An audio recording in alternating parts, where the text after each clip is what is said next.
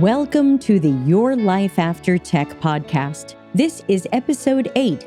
I'm Debbie Levitt. Don't forget to check out our lifeaftertech.info multiverse, including our book, Discord community, coaching, and more. Because you might be done with tech, tech might be done with you, or you're thinking about adding non-tech work to your tech career. Today's guest is Jeff Kim, JEFFKIM, and he's from designmsd.com. We'll be talking about his journey through a little bit of life as well as some tech work and ultimately landing in running his own business with his wife in design and applying graphics to vehicles. So let's get to know Jeff. Okay, well, thanks for having me. My name is Jeff Kim. A little bit about me. Adopted from Korea at age 3 to a Minnesota family, and then grew up in Aberdeen, South Dakota, a town of 20,000 people where I was the only Asian. Actually, there's one other Asian, and they kept mixing up our names, and we looked nothing alike. So, anyway, at about 19, I walked into a Dakota silkscreen, and they do, custom jackets and T-shirts and things like that. And I wanted some Taekwondo jackets for the club at where I was the instructor. For those that don't know, Taekwondo, it's like Korean karate. But that's where I first entered tech and entered design, because he showed me some ideas for my Taekwondo jackets and I thought they sucked. And so I saw a computer, hey, can I sit down and show you what I'm thinking? And I did, and he gave me a job. So at age 19, I was working at a silkscreen place, loved it, got to do some design. This was CorelDRAW 1.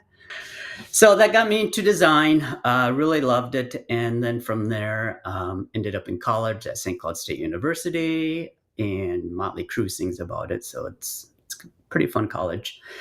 And ended up at the college newspaper where I was the ad director. And as the ad director, I learned QuarkXPress and the Mac, and I got to hire and fire people at age 22. And from there, went to the local newspaper, the St. Cloud Times, which is owned by Gannett and USA Today. And that is where I saw my very first wireframe. So that was in 1996, 28 years ago. And that kind of got me into the world of design, technology, software, and loved it. Awesome. What an amazing journey. So that's almost like that. It's not the end of your story by far. So from there, you started working in tech. Tell us more about the types of roles that you've had since 1996 and QuarkXPress. Yeah, I don't know if it's that interesting, but I think when I think of tech, I think of website design. And for me, my first official website that I actually got paid for was working for Grant Thornton, which is an accounting firm in downtown Minneapolis in 1999. So that was, 25 years ago. And coincidentally, that's also when I designed my first bus wrap. And I guess that will come into play later as we talk more about what I'm doing now.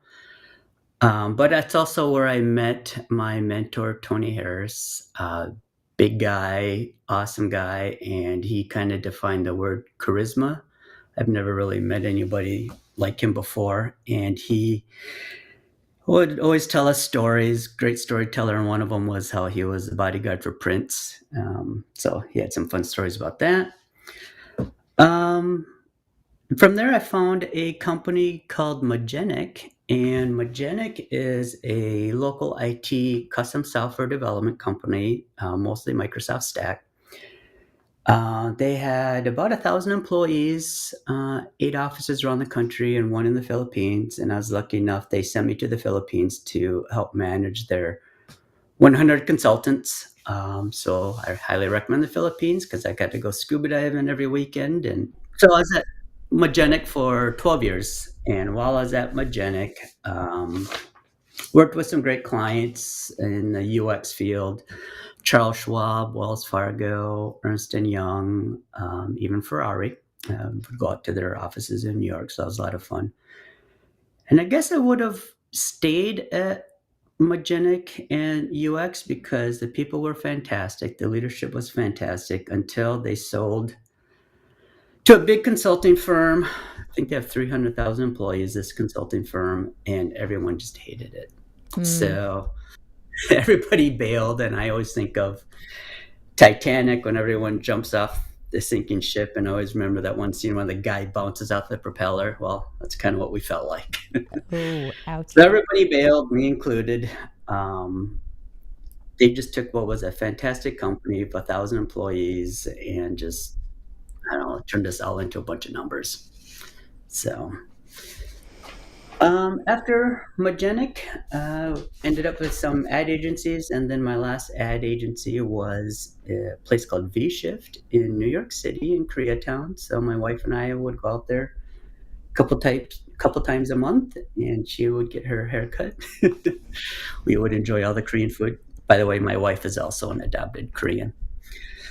And then got laid off.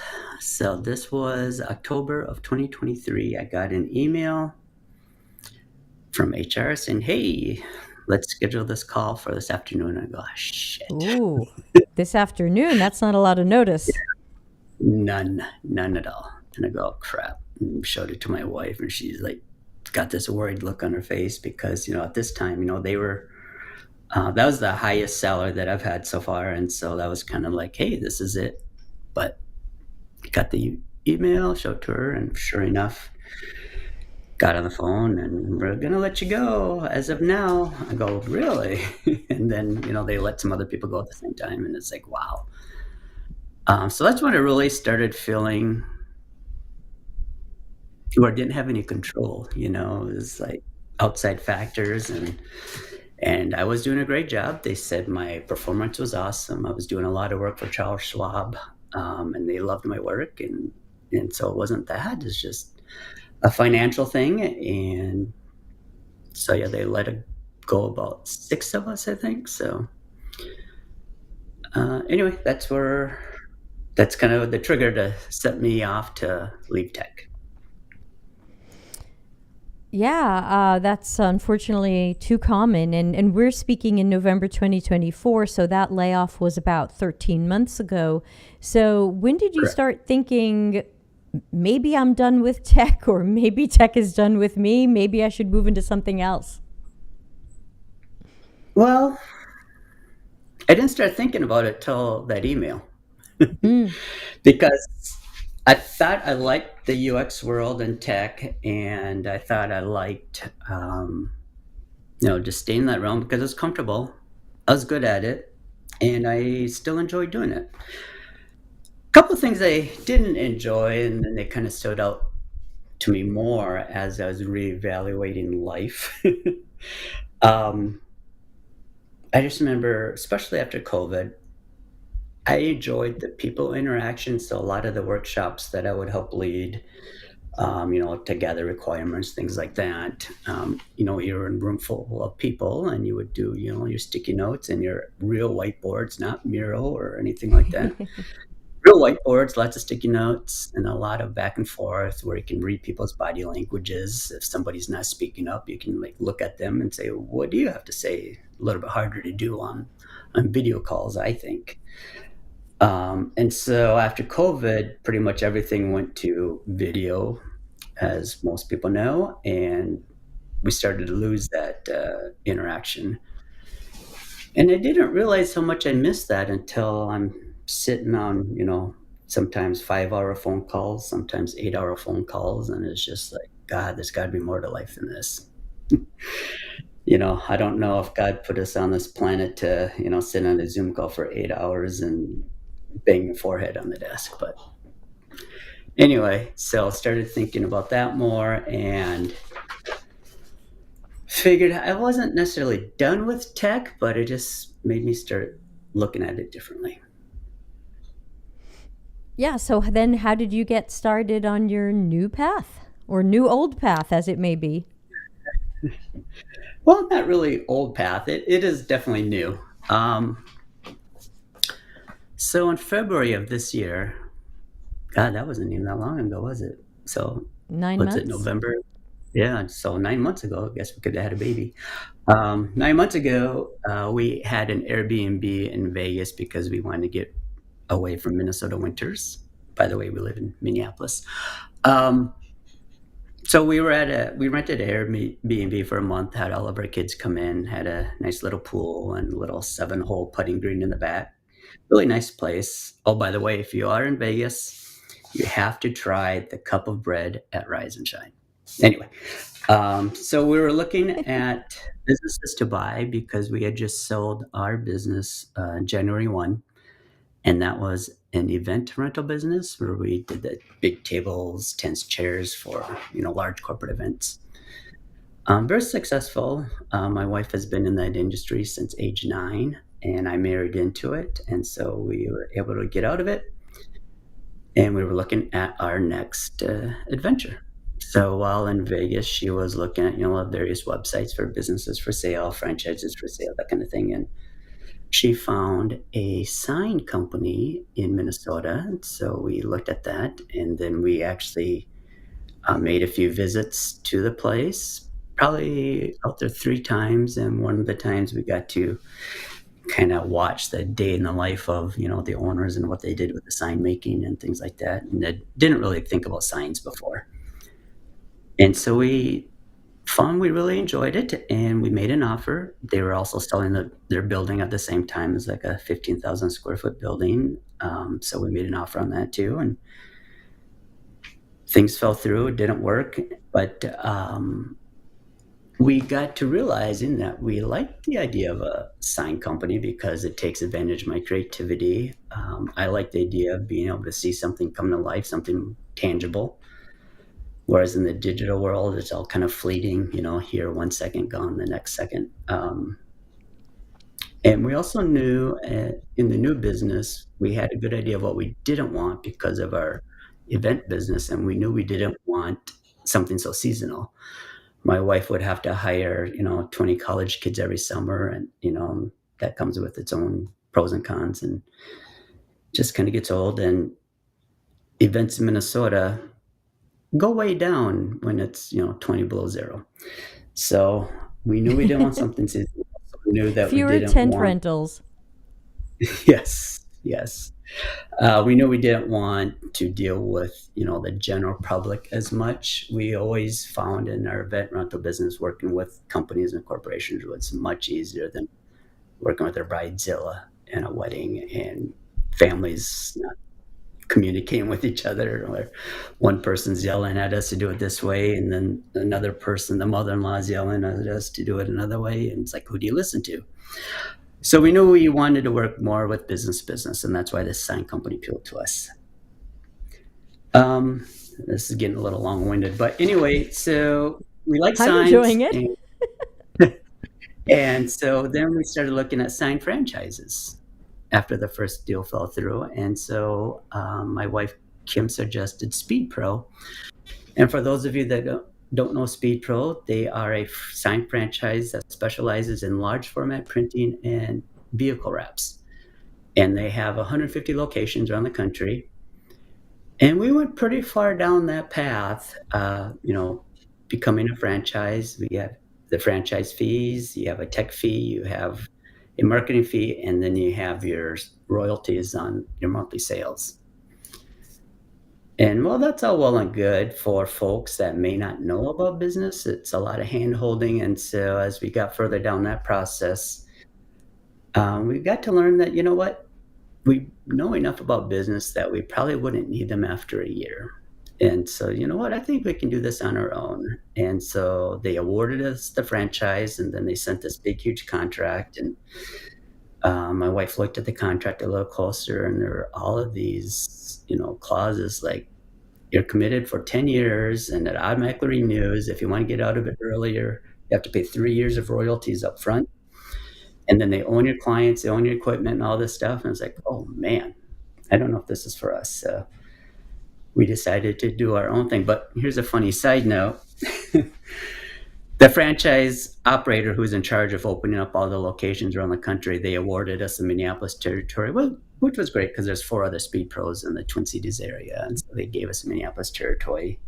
And so he came in, I think he's from Tennessee. He flew in and he looked at a space with us. And before he got there, we were, talking to our broker and their broker, and our broker made sure, okay, make sure you don't look or sound too interested in this, right? Your typical negotiating strategy. So, okay, makes sense. This guy comes in, looks at the space in front of their broker. Oh, this place is perfect for you guys. It's got everything you need. It's got all the space. It's all climate controlled. And he was like so excited. We were just looking at him going, like this. And it's like, but anyway, funny story. We did end up with the space, so that's where we are now. But not with the franchise. Not with the franchise, but we ended up with the space, and we did learn a few things from going through that process of the franchise, because they had a very formal vetting process, which is good, like all franchisers should do. Looked at our financials, looked at our potential and all that stuff, and we had to meet with the CEOs and all this stuff. But yeah, like I said, when it came down to literally, we were about ready to sign the contract and pay them all this money. It's $180,000 just to get started with them, plus the $50,000 franchise fee just to get started. And so the missing piece, to get back to that, was we didn't know the equipment. We knew business, we knew how to get customers, we knew how to manage staff, we knew operation. Actually, I should say my wife knows all that stuff. I don't know any of that. My wife is great. So we knew all that, but we didn't know the equipment. We didn't know, some of the materials and installation techniques when it comes to wrapping a car or putting up a, 20-foot mural. So in swoops Chris.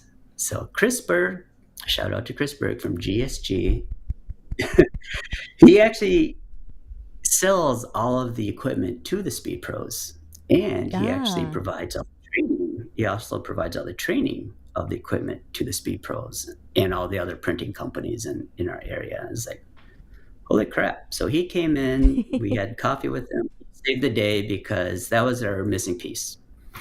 We knew everything else. I mean, my wife knew everything else, but we didn't know the equipment. And so he came in and assured us that he can sell us the equipment for a lot better price than, startup package, and that he can provide the training. Great. So that's what's the for us to come up with Minneapolis Sign Design.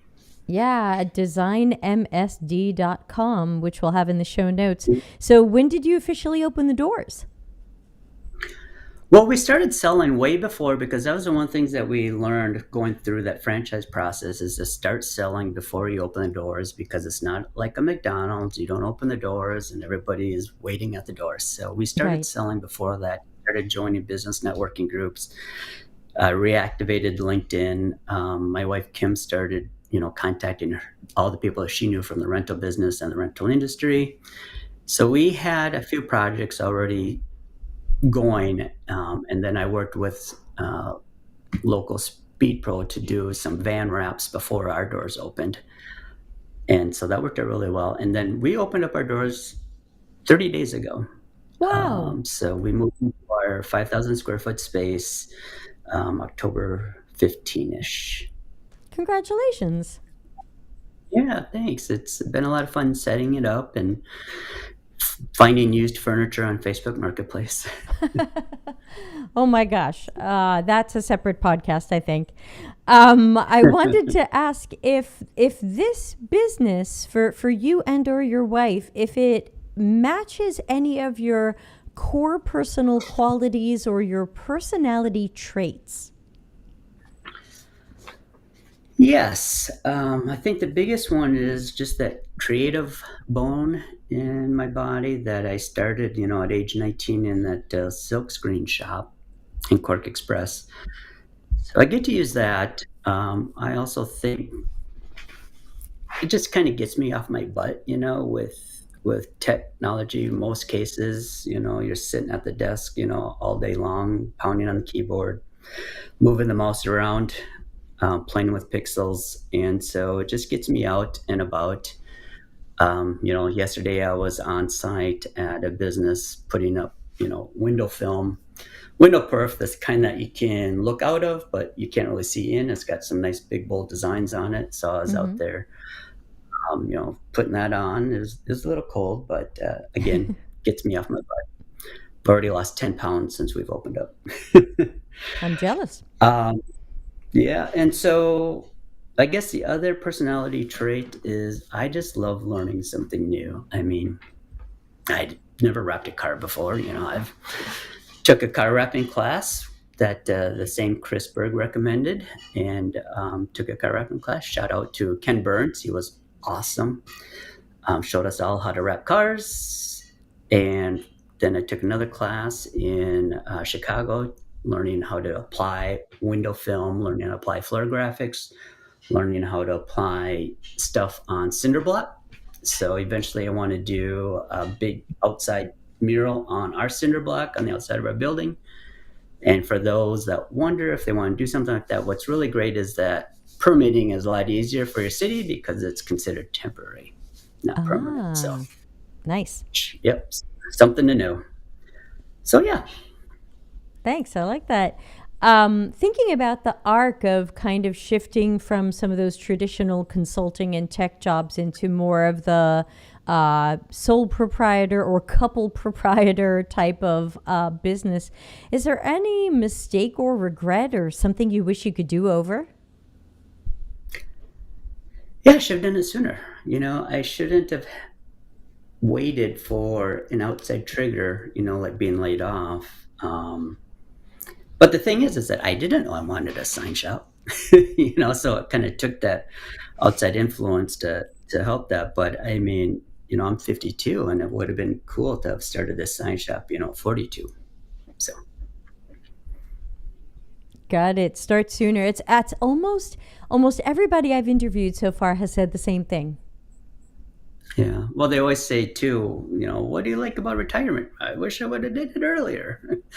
I mean, I don't You want to can. have lots of money when I'm 85 years old, and it's hard for me to walk up steps in Italy or something. I'd rather do mini retirement getaways now. That makes sense. Yeah, plan those things early. So hopefully, we've got listeners who might be considering leaving tech or maybe adding non tech work to the tech career they're trying to keep going. What advice would you give to them? I would say to find balance. I don't think it's leave tech or add tech. I think it's balance because you were in tech for a reason, so there's no reason to give it up 100%.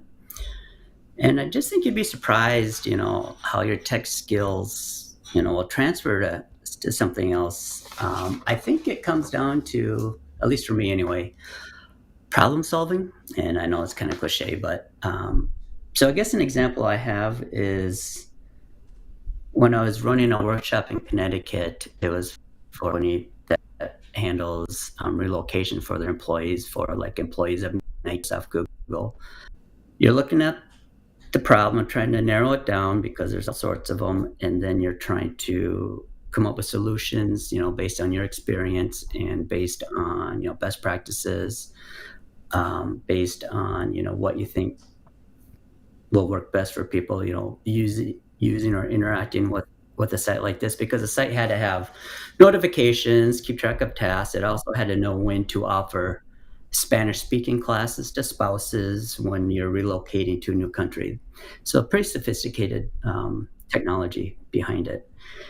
And I guess if you translate something like that, in a problem solving, I was working on a van wrap a couple weeks ago, and I was explaining to them that, well, let's think about how people are gonna, look at your van. They're probably gonna see it cruising down the highway 70 miles an hour. So maybe we don't want to have 6 bullets on there talking about your different services.